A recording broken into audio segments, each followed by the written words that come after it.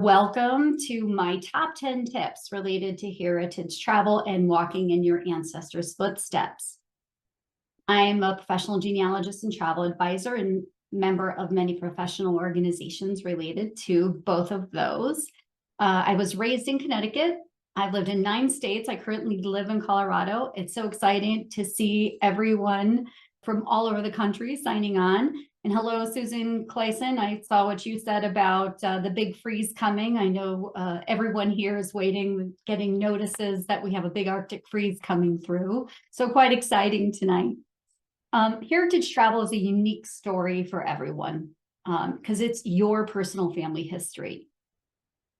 And you never know what you're going to find. For my client, Pat, her journey started with a knock on the door. You see, Pat had come to me looking to reconnect with lost connections of relatives in the Molise area of Italy. And we set up a guide that spoke both languages, Italian and English, and he did some legwork ahead of time and found some relatives. And Pat's knock on the door of the cousin was so unexpected. The cousin answered the door and said, "Wait a minute," and ran in the back, came running back out, and produced a picture from a shoebox of Pat as a child holding her mother's hand. And at that moment, Pat realized that they were just as curious about what happened to us that came over to the United States as they were about her, or she was about them. Heritage travel reconnects you to the past and provides a framework for your travel itineraries today. Today, we're going to talk about some steps to take and some pitfalls to avoid. We're going to talk about experiencing traditions, food, and culture. And throughout all of these things we're talking about, the tips will cover some research tips, some planning tips, and how to execute the trip. Okay, we're going to jump right in. I hope you stay to the end because we also have some bonus tips I've incorporated.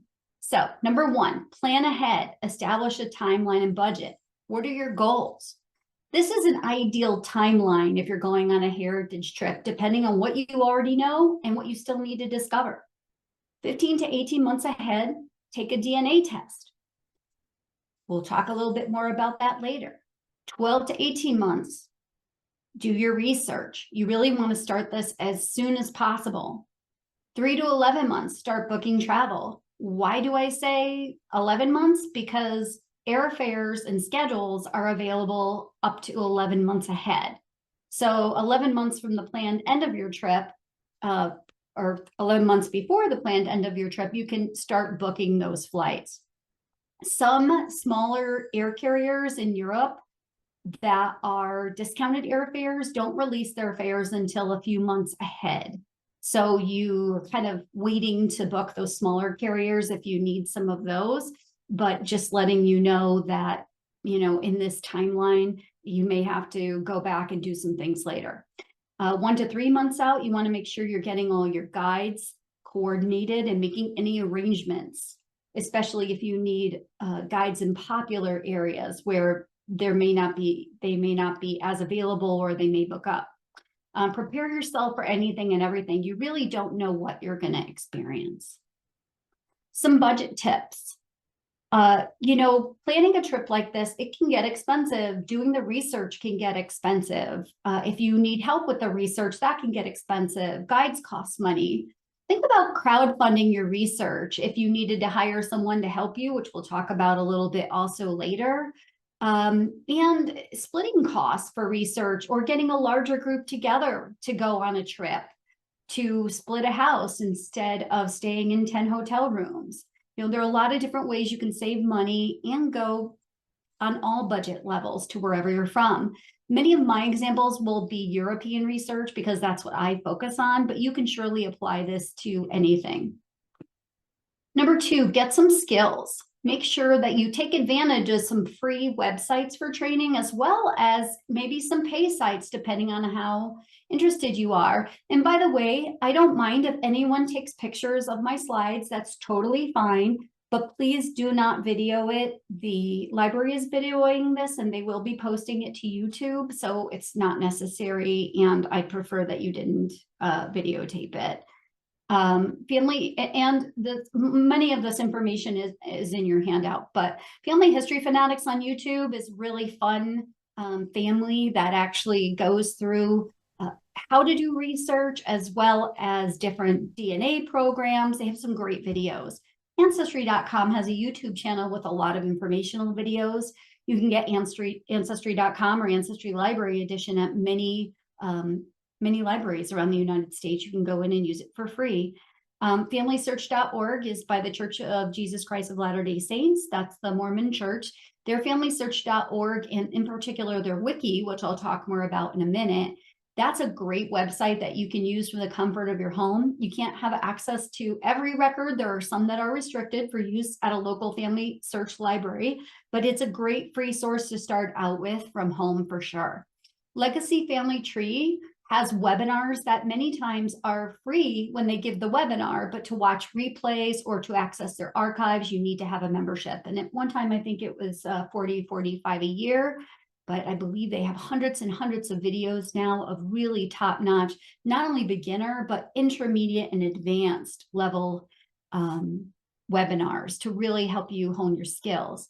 NGS Genealogy, National Genealogical Society, has some courses as well. And of course, Allen County Library has their courses and their archive of different topics to get you started. I did want to specifically mention your local libraries because they may have different databases and access for free there, as well as I know I coordinate the local genealogy volunteers from my local genealogical society.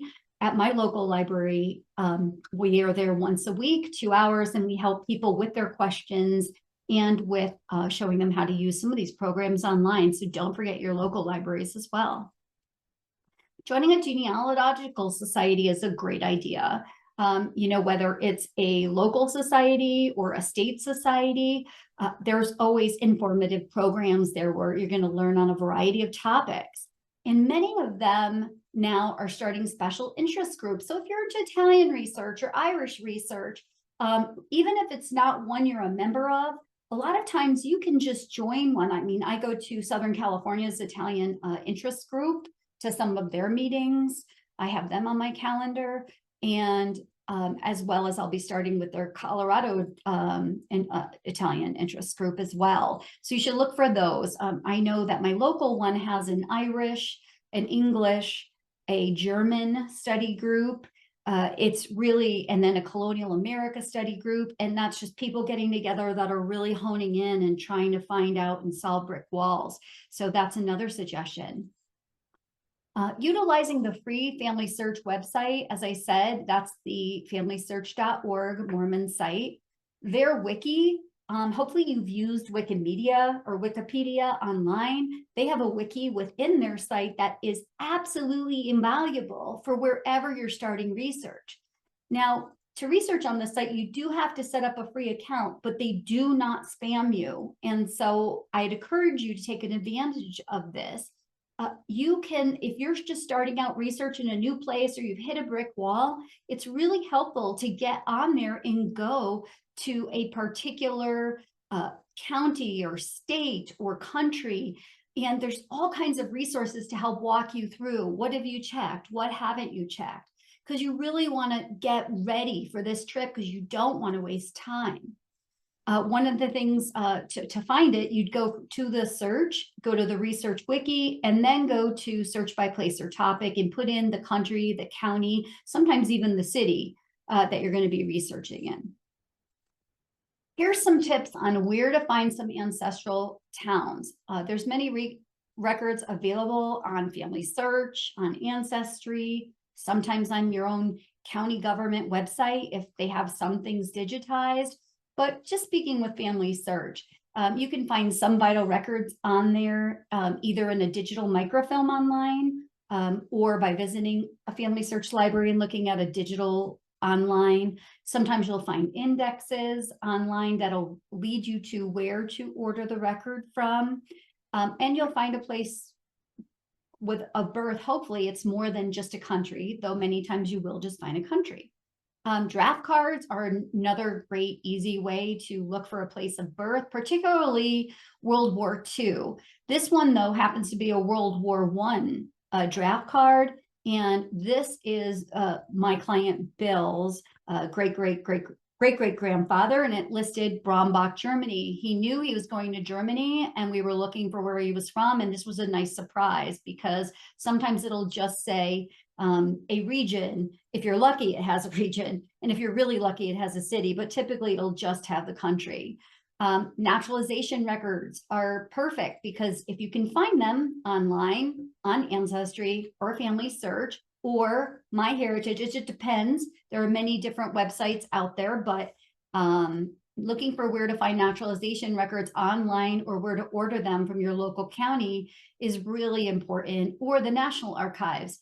If it was 1906 or before, it's more likely to be found at the county. 1906 after, it could be the county, but also could be the National Archives. And so you want to go to where the National Archives that was closest to where your ancestors were from and ask them to do a search and see if they can find one. Passenger manifests after 1906 are also very good. Before 1906, you typically didn't find names of towns or regions, but after 1906, there was more information. We're going to talk a little bit more about passenger lists in a little bit. Here's a picture of Bill. That was the World War I draft card that I just showed you of his great-great-grandfather. And here he is in Brombach, Germany, just earlier this year. Okay, here's a pro tip about passenger lists. A lot of people look up passenger lists online. They click on the leaf, they're doing their Ancestry free subscription, or maybe you're looking up passenger lists on Family Search. Well, a lot of people will look it up and see, oh, here's my ancestor, I see their name. But people that are just beginning or just getting started, you have to remember that there could be more. And you always want to look before and after, because sometimes they have been filmed out of order. Because usually, especially 1906 after, it's a 2-page manifest, and you could be missing the whole second page. And you want to read column by column and line by line. You want to see, is there anyone else that they came over with from the town? And you don't want to miss out, because these 2-pagers always have who was back in the old country that was their nearest relative that would be a good contact for them. And you may discover another generation that way, or other family members that could play into going to visit them. Okay, and here's just a blow up just showing that it has more information on where someone was from, exactly what I just talked about. This is something you'll always hear when any professional genealogists are speaking online, and that's about using the online trees cautiously, right? Because you don't know all the time where people have gotten their information. Sure, you could ask them, you can reach out, but sometimes it's bad information. And if you're someone like me that has like 100 trees online, I have some that are really old from when I first got started that I probably need to just delete. But there's still some information on there I know needs to be updated, but I can't get back to update it. And that information gets saved and replicated by other people, try as you might. Any mistakes then get propagated through other people's trees. But online trees are very helpful for finding potential current day relatives. And we'll talk more about that later. Number 5, consider a DNA test. Now, DNA tests are great if you have a tolerance for that. You know, one of the questions I've gotten asked a lot is, well, how safe is this? And obviously there's been a lot in the news lately about 23andMe having financial issues and what's going to happen with all that data. You should only do what you feel comfortable with, because in my book, there's no guarantee that you know where any of this is going to add up. So take this all with a grain of salt. If you're someone who doesn't want their information out there, is afraid of someone getting a hold of it, then maybe you don't have a tolerance for this. However, it can be a way to identify some current day relatives and break through some brick walls. And I'll show you what I mean. I have a little QR code. If you take a picture of this with your phone, it'll take you to a blog article I wrote, because one of the questions I get asked, other than how do you feel about DNA tests, is which one should I take? So I have a little blog article that has really some general information on different tests and why you might want to take one versus another, depending on what you're looking for. You know, if Ancestry is the best with the biggest database for cousin matches, and if you've been adopted, that's the one you want to be in. 23andMe is great for health history. If you don't know anything and you've been adopted, that's good. But 23andMe was founded based on medical information, and so their database isn't as big. And African Ancestry, their patriclan and matriclan tests, if you have any African ancestry, you can take these tests and try to find out where in Africa you're from. Of course, MyHeritage also has great tests, family tree DNA and living DNA, just depending on what you're looking for. You could do a whole class just on which test to take. So I won't do that right now, but let's go ahead and keep moving forward. I wanted to show you some of the tools I talked about.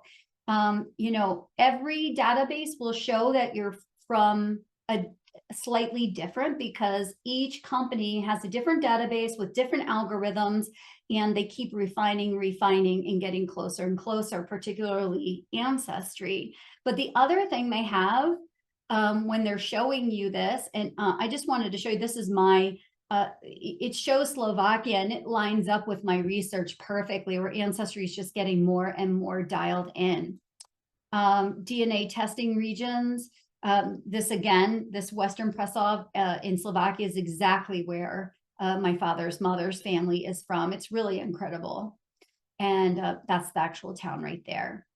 But there's also a location feature, which I think I might have deleted that slide by mistake, but in Ancestry, as well as MyHeritage, when you have someone you're matching with, and I believe 23andMe too, you can also sort and look at their map and location features and see where they are. And you may find some relatives overseas. My husband and I met with one of his genetic cousins in Ireland. We still don't know exactly how we're connected, but because it's autosomal DNA, which goes back around 300 years, maybe a little more. And of course, there's all little caveats to that. We haven't found that connection, but maybe one day we will. But we met with him. And so look for those location features and go ahead and Google that if you don't know where that is.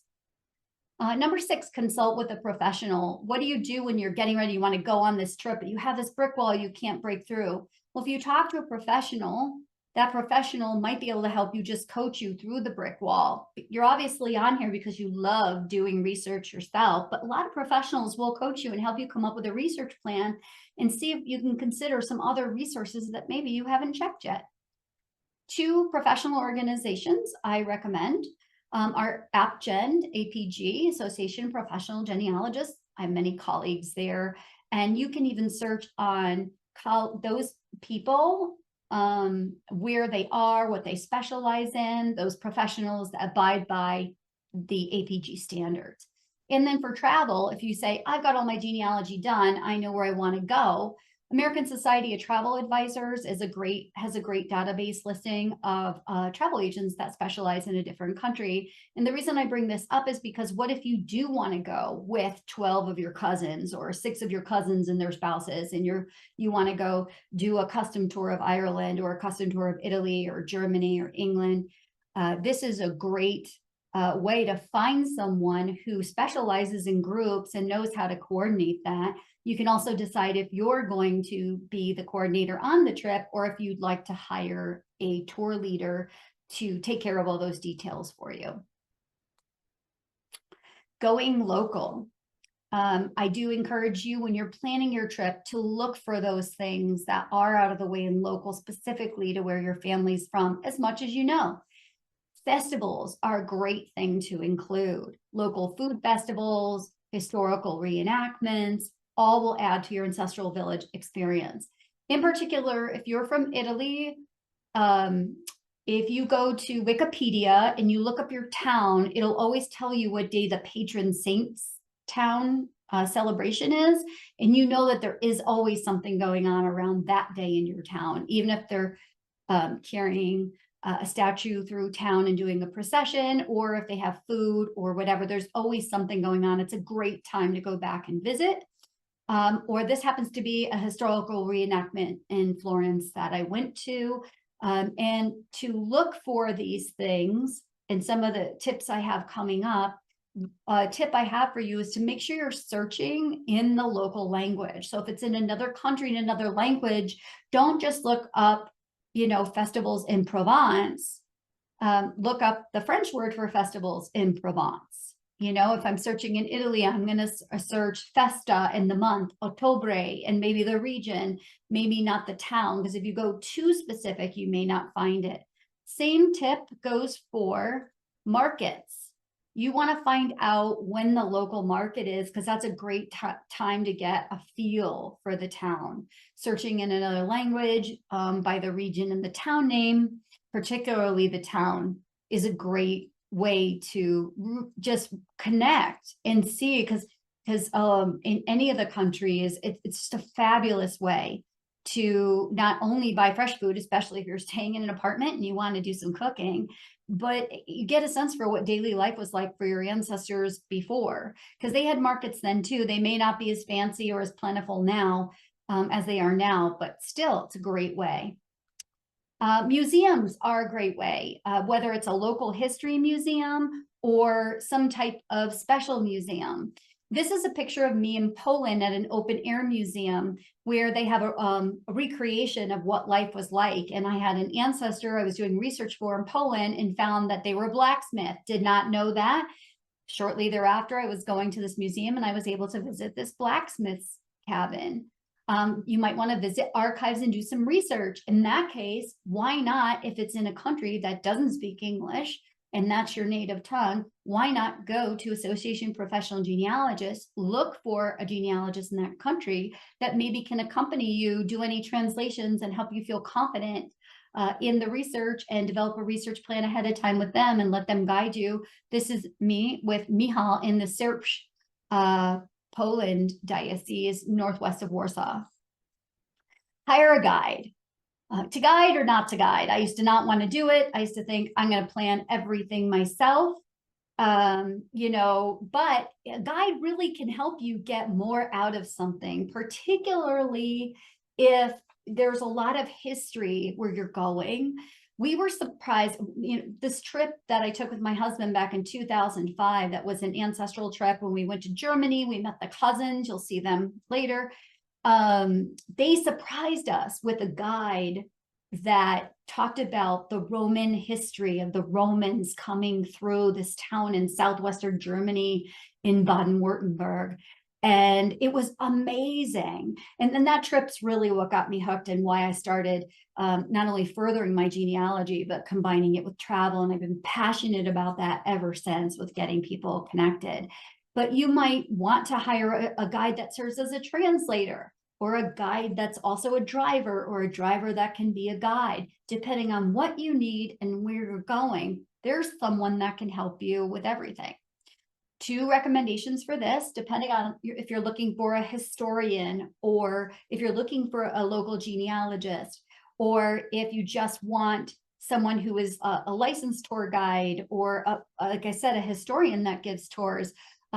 Going back to that Association of Professional Genealogists, or going to tours by locals is another great way to find people off the beaten path. I found people I didn't expect to in some counties in Germany that were off the beaten path from where some of my clients were going, that were close to where they were, and it was really nice. So check that out and find someone who fits your needs. This is getting more popular, so you'll start to see where, even if they're not genealogists, people that are historians and know the area, and of course know the locals and speak the language, are getting used to people approaching them with, here's my documents, here's where I want to go. Can you help me walk by this house on this street? Can you take me to this church and tell me about it, where my ancestors worshiped? I'd really, really like to know. So, next one. Seek without existing relatives. How do you do this? Well, I have a couple of tips. Believe it or not, there are still some white pages online, and you can find those in various places, but search on white pages and the name of the country in that local language, and they'll come up. You can see if your surname is still being used in that town or that village. Social media is really fabulous for this, especially if you're from a smaller town or city. If you're from a larger metropolitan area or city, use some caution, especially if you have a common surname. It's kind of like a needle in a haystack. But one of the other things in many countries is towns will have Facebook pages where they post events, and there's many members of the town. And just posting on there, I have this surname, I'm planning to come visit, was wondering if there was any relatives.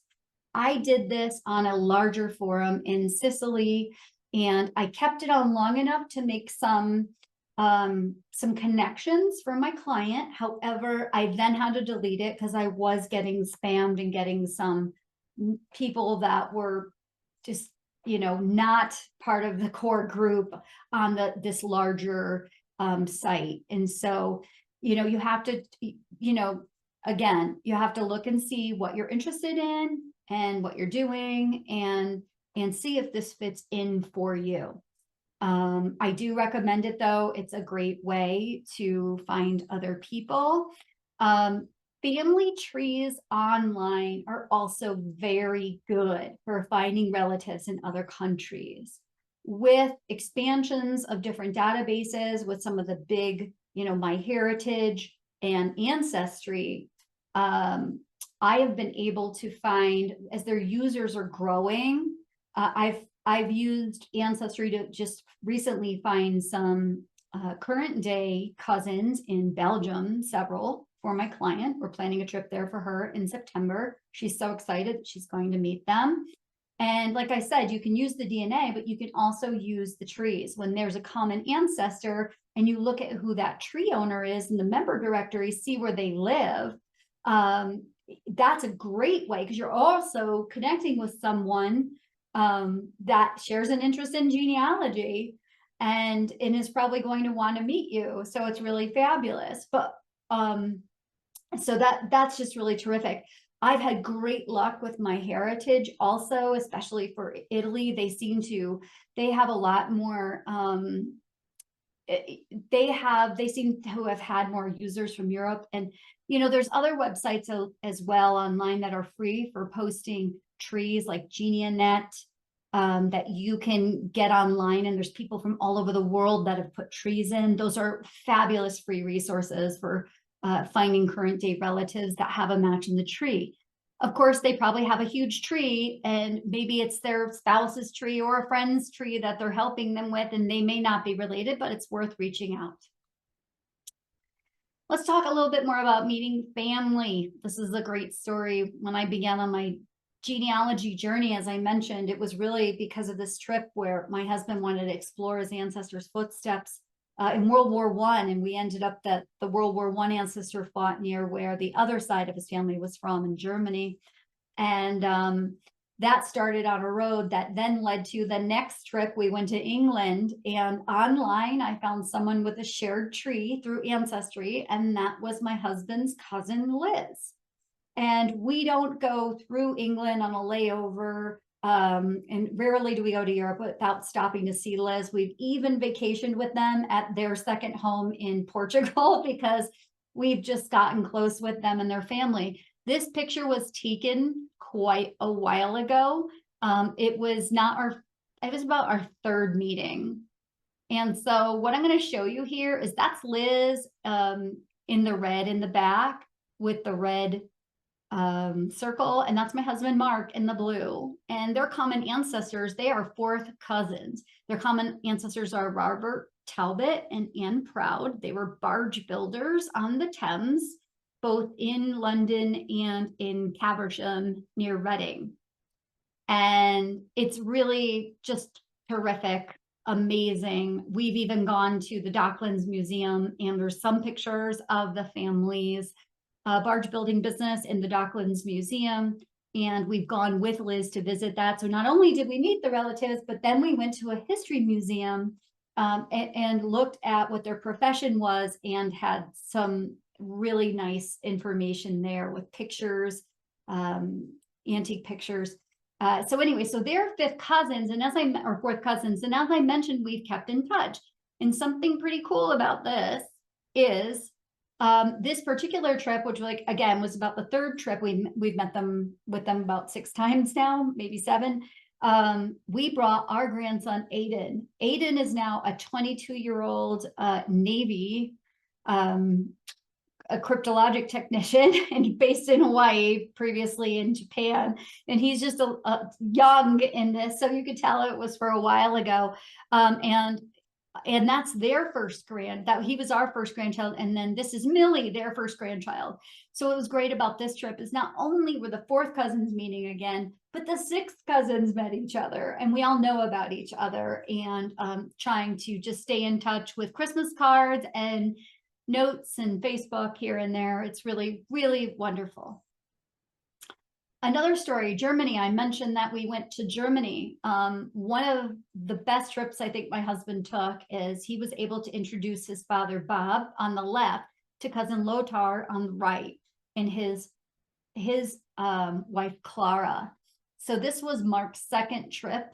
The first one we had taken for his birthday and met them, but he was able to bring his dad back. They were going to Belgium for a different reason. And he said, Dad, I really want to take you to where our family is from. And his grandfather, Bob, on the left, his grandfather was the immigrant, and they're standing in the church where a renovation or two earlier, his grandfather, who was a stenciler for the Pullman rail cars in Missouri and Illinois, he had done all the stenciling in this church before he immigrated to America. That was his profession. And my father-in-law, Bob, there is a fellow for the American Graphic Artists Association. So that gene definitely carried down. And Lothar to the right actually is very similar to pictures we have of Bob's grandfather, Wilhelm. And we keep in touch with them as well. Their daughters have even come to visit us in the United States. And just to show you what this is like here, that's Lothar on the right with the red circle, and Bob on the left with the blue circle. And Lothar and my husband Mark are full fifth cousins, but Robert, or Bob, my father-in-law, is a generation back. So he and Lothar are actually fourth cousins once removed. And I know that gets confusing, especially when people are beginning, but I think that this chart makes it more clear. You always think about it in terms of a ladder, right? Okay. So next, this might be one of the most important tips. Leave time for luck. So what do I mean by that? Here's a picture of my mother-in-law, Ruth. She's standing in front of the farm that she knew was her family's farm through the research I did. She was with her daughter, Nancy, my sister-in-law, over visiting Ireland, traveling to her ancestral roots. And she'd been to Ireland before, but of course, now that I had for many years been doing genealogy, and this was many years ago now, had been able to locate exactly where the farm was. They drove up to the farm, and when they drove up to the farm and they were standing there looking, there happened to be a young man on a tractor. He stopped the tractor, came running over, started talking to them. Next thing you know, they're inside having tea, having cookies, showing them around the farm, saying, yes, this farm belonged to the Gormans, showing them some old structures that had since fallen down, were in ruins around. And if my sister-in-law, my mother-in-law, hadn't left enough time in their schedule for serendipitous things like this to happen, they never would have been able to have that experience. While they were still sitting there, there was another neighbor they called on to come over and tell some old stories that they had heard. So I just want to really, really stress that if you're someone who's go, go, go and scheduling every minute, try to resist that because there is so much that can come from leaving a little bit of room. And not only that, but they formed a connection. My sister-in-law kept their contact information. And when my husband and I were there a couple of years ago, we went and met them and did the same tour, caught up with them, saw how they were doing. And they are not related to us. They just own the family farm. And so that was really interesting. But we did run into some cousins in the town, some potential cousins that we have yet to prove that connection as well. But we're pretty confident in it because we also left enough time for luck. So what would you bring with you? So you're going to want to bring up your pedigree chart so people know how to connect. And this doesn't have to be a huge poster. It could just be an 8.5 by 11 pedigree chart with your generations, because it means a lot to people when you can figure out how you connect pretty easily, and serves great for communication, especially if you're not speaking a common language. And of course, Google Translate has a voice feature that you can practice ahead of time, where you can speak into it and download the library of that language, speak into it, and then let them speak into it. And you can communicate that way, even if you don't speak the same language. Bring some photos of those immigrant ancestors with you, like we did with Lothar. And we couldn't believe how much my husband's great-grandfather Wilhelm looked like Lothar. It was crazy. Bring some copies of original documents if you want. Like if you have a question about something, if there's something weird you don't understand, bring a copy of that document that you have. That could also help. Contact information cards. And this is for people who don't do V cards or whatever on your phone. You know, printing up some of your own business cards, getting a pack from the local office supply store, and just doing your contact information on a card that you can give to multiple people if you're meeting, because you may run out of time, but someone there, what I have found is typically your name will get passed around and someone will want to get back in touch with you, even if they didn't see you the one day you were there in the town. Hopefully you've got more than that, but a lot of times we don't, especially if it's your first trip and you're dipping your toe in the water, just trying to see what's going on. If you already have connected with someone that you know you're going to meet with, maybe bring some local products as a gift from where you're from. The person I mentioned earlier in the Irish town that we ran into, one of the Gormans, so funny. I had forgotten to bring, and this was just running into them. I also don't have on here, I bring some DNA kits with you if you aren't sure how you're related, so they can take a DNA kit and maybe it can help you cut through some that way. Ancestry just had their big sale. I usually stock up during Christmas, and I tend to use that because, again, it's the biggest database. And many family members are also in that. And so it just makes it easier to connect all the DNA dots. But bring a local product as a gift. When we went to Ireland, I had forgotten to do this. And I thought, in case we do run into some people, I'm going to bring something. We were at the airport, and one of the easiest things I could fit in my suitcase at that time were the reusable shopping bags with beautiful pictures of the maroon bells in Colorado. And I thought, oh, how cool would this be? Because they can't get a Colorado maroon bells shopping bag. I get reusable shopping bags when I go to other countries because I love using them. And every time I go grocery shopping, it just reminds me of another trip I took. And they pack flat. They're great. Well, wouldn't you know that the woman we run into that's likely a Gorman cousin owns a grocery store? And I was almost embarrassed to hand it to her, but I still did, and said, I know that you don't need any grocery bags, but here is a grocery bag from Colorado. You can use it for something else. So kind of funny. What to bring? We talked about photos earlier. This is another one of my clients, Patricia.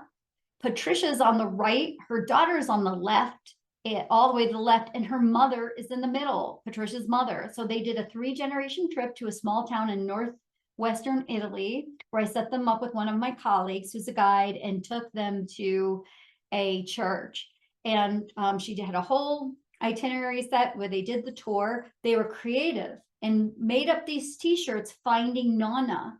So by the time their tour was over, when I talked to my colleague afterwards, I said, how did it go? Everything go okay? She said, yes, but then when we got to the bar to have a coffee, because they have bar cafes in Italy that are both bars and coffee shops, the second tour started, she said, because not only was the barista calling people, but people had seen us walking around town and came and found us and wanted to say how they were related to my client, and they were able to make connections so that they go back again. They now have some actual cousins, and it really, really wonderful idea. And I love to share this. So yes, we've covered the top 10, but here are some important bonus travel tips. So ETA, EES, ETIAS. Hopefully you've heard of these if you're planning to travel from now forward. If you haven't, I just published a blog article and I just gave you the quick QR code here for you to pull it up on my Travel Your Tree website on the blog. And you need to know about these. ETA is a UK program that it's something else you need to do before you travel. It is already in place. They're already using it. If you don't have this electronic travel authorization done before you board your plane in the US, you could be denied boarding, or you could be denied boarding from any plane that's destined to go to the UK. That's very important. You can get it quickly. It only costs a few dollars. It also applies to transiting through the UK. So let's say you have a layover in London, but you're going to France, or you're going to Germany or Poland or Greece. You need to have this. If you have not heard about it, it is in process right now. They have enacted it. You need to do it. Very simple, will not take you long, but I don't have room on this slide. And it's something new I added to this presentation just for you guys. And if you take, like I said, and go to my website, to the blog, it's got all the links you need to get registered. EES and ETIS are travel authorizations and security authorizations for Europe. It is new programs, one for security, one for visa related, where yes, we get an automatic visa if we're a US citizen to travel to many European countries. However, this is going to take the place of the passport stamp. So unfortunately, we are no longer getting stamps in our passport. This was supposed to start in November, but there were still some countries that didn't quite have the bugs worked out. So it could start by mid this year is what they're thinking. Same thing with ETIAS. And that has to do also with helping improving making the border check-throughs go faster, which is good news, especially if you're transiting, because you're transiting or arriving, depending if your plane is late, it's gonna help you get through border security quicker, as long as you're not on any kind of Interpol list. But what happened with Pat? Before we talked about her meeting the cousin, we talked about how she knocked on the door and her cousin came to the door and had this photo of her with her mom. And Pat was overcome because the whole reason she was trying to establish this connection and she was there on her own was because her mother had died a few years before, and those connections had been lost, and she really lamented this. And she's like, I need to reestablish these connections. Well, not only did Pat have a great time on that trip meeting that cousin, but she went back again the following year, and Pat brought her cousin, an aunt, and a cousin's daughter with her. So 3 different generations of her extended family. There were now 4 of them, and she got them reconnected, trying to help maintain those connections. They met with the mayor, they met with their cousins, and they had a wonderful, wonderful trip. So Pat went back twice and really is having a great time, taking more Italian lessons, used the guide again just because she was afraid that she'd be so overwhelmed that her Italian wasn't going to make it through, because it's a small town, not as many English speakers there as in the big cities. They had a wonderful, wonderful time reestablishing those connections. Well, I'm Lisa Vogel with Travel Your Tree, and we're Ancestry Meets Adventure. I hope that you have found inspiration in the stories I've shared of my personal experiences, as well as those of my clients. I hope you learned some valuable tips that'll help you start to get your head around planning a trip. And I do hope you go and travel to where your ancestors are from. Thank you very much. And I'm ready to answer some questions. Thank you so much. We do have some questions for you. So the first one um, asked if you could please show the QR code. Um, I believe it was the one at the beginning that they were looking for. Okay. There we go. Okay, next question. Thank you. So the next question is, what is the general estimate to budget for a guide or professional genealogy services to help with your trip? Mhm. Well, professional genealogy services run the gamut hourly. Some people do packages, some people just do hourly. Depending on how far away the guide is from where you need them to be, there may be some travel expenses also involved in who you're finding. A private guide can range for a half a day to a day. You're looking at several hundred to many hundred. So let's say it depends on where you are and their pricing, but let's say you would plan for a half a day around $350 and a full day probably about $700. And that could vary depending on what they're doing for you and the price of the guide. It could be it's a 4-hour, not a 6-hour. I'm just giving a range. It really depends, and if you're lucky and you've made some contacts ahead of time and you can get past any fear, sometimes you find a cousin that speaks English and they can do all the translating for you for free. Thank you. Sure. Let's see. Do you have any recommendations for people as far as documenting their journey, how to share it with family members when they get back home, or how to what preserve their experience? Gosh, what a great question. What my husband and I do, not consistently, is we make those little books, you know, and my sister-in-law doing that for her trip to Ireland really helped preserve because she put the contact information right in those books, like one of those Snapfish books where she posted the photos. My mom and I have also done this, my husband, the photos and where we went and who we met with. And we really just try to be very diligent about keeping that contact information and then put it in the book. And we've sometimes made a couple copies and shared that with other relatives, but at least it's sort of nice and sitting on a shelf with our other books of our other travels. That's one way we personally do it, other than doing a presentation or putting together some type of document that you can then mail or email. Another thing I've done is with my Zoom Pro account, but of course you can do this with Google Meetup and Microsoft Teams, is I've had online family reunions where I've presented what I found and who I met with. And I made a little presentation, showed the pictures, and talked about the different experiences so that the rest of the family could see it as well. It's a great idea. Thank you. Our next one, let's see.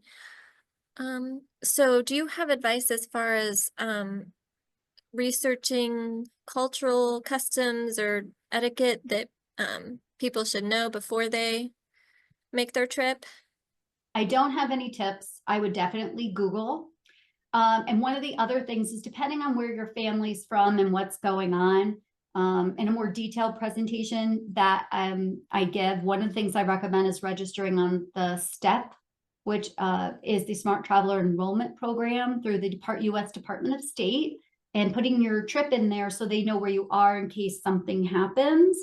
But if you're going to countries you're not familiar with the customs, or you think there could be something like that, I know my stepson was experiencing his heritage in Israel, and that was 6 months before everything happened or started happening of the conflict that's been going on. And it's really important that you do that. And I would just say Google you know, because I definitely don't have any particular resource for it, but just Google those keywords. But I just wanted to say that if you're going to a place, I wanted to throw that out there too, because the Secretary of State's not going to offer etiquette lessons, but definitely just Google it, you know, and see what you can do. I mean, just being, you know, kind and respectful is the number one. But, you know, make sure you look up what hand gestures are offensive in this country, what words are offensive in this country, you know. That's what I would Google, is those type of keywords. Sounds good. Thank you. Mhm. Looks like we have one more question, and before we get to that, I just wanted to remind everybody, if you'd like a copy of the chat or if you have any other questions that pop up, you can send us an email at genealogy@acpl.info. For the last question, what should you do if your ancestral village maybe has been modernized and it maybe there's not as much of a physical connection to the past? Do you have any particular recommendations for something like that? I do. I'll just put this up there just in case anyone needs my contact info. It's a matter of fact, I was just doing this today in Belgium. So even local, like city archives or local libraries in other countries likely have historic maps that can, because sometimes like streets disappear, not only buildings, but streets, whole streets, and they knock down buildings and create new plazas or piazzas that you know, for community gathering spaces. And so in country, if you're have a local guide, they can help maybe do that legwork for you ahead of time. But while you're here, there are different types of map resources online, especially if you go to the Family History Library. They have some maps in person, but there is, I'm sorry, it's escaping me right now. It's in Texas, there's the map. I can't believe I can't remember the name. I've used it enough times. I'm just going to see if I can look at it really, but that can help you connect to going today and yesterday. And if you're Irish, you're in luck, because John Grenham on his website overlays a current day, like Google map, with the old Griffiths valuation maps. And you can you can move a toggle over the old maps and the new maps, you know, and you can see the old versus the new. That's particular for Ireland, but I want to say it's at the University of Texas, and it's the David Rumsey map collection is, I believe, what it is. There we go. And it's just amazing what you can find to connect those two. So if it's there locally, you might be able to find something digital online. There might be some historical website online. I have also found in like a small community in Italy where there's this local blogger who blogs about the history of this area and had antique documents online of maps of my client's family estate. So you just don't know what you're going to find until you look. Don't just assume it's not there. You really have to search and just look for these little out of the way things. Keywords are very important. Keywords in other languages are very important. Very true. Never know what you might find. Yes. So I think that we'll finish this up for this evening. Again, our email is genealogy@acpl.info for anyone who would like a copy of the chat. And thank you again, Lisa, for presenting. We really appreciate it. And thank you, everybody, for attending. Good night. Good night. Thank you.